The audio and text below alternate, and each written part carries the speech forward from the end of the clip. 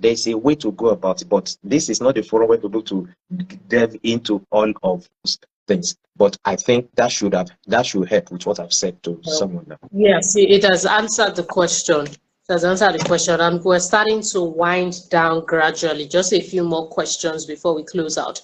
One of the biggest debates has been what should be the requirement for readiness for the man that wants to get married in today's world.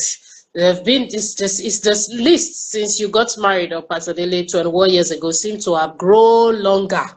And it has seemed to have grown more complicated, as if it's not the same marriage that you are also doing.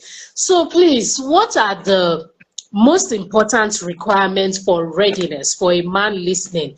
Okay, I want to get married. I want to get, so should you have 10 million naira in your account? Should you have a car first? Because these are the things that men argue all the time, that they to them, because I'm also taking part in, after also giving being a part of the person who led a poll like this. According to them, they shared that women are going to disrespect them, so they need to, some money is not enough, they need to have a certain amount of money stashed up in their bank accounts, and one or two other things that these people share in the name of I want the woman to respect me. So I just want you to please give us what the right perspective should be for a man who is serious about marriage. What should be the requirements for readiness?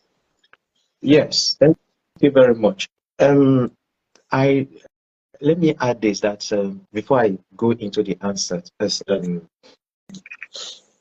I've written 4 books. One of them co-authored with my wife. The one myself and my wife co-author is 21 Day Affirmation. The one I want to recommend when it has to do with this, I wrote the one on Ready, Set, Read. It's all about premarital fundamentals, and a good chunk of most of the things we're talking about here are actually represented there, and it's on Amazon. Ready, Set, Read. But if you check Amazon, just type my name, Dele Agbogun.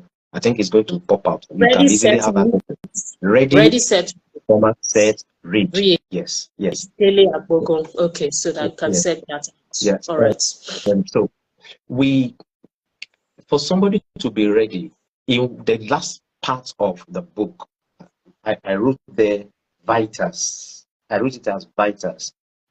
As a man, you need to ask yourself, because I put there, number one point I put there as vital is the need to maintain flexibility.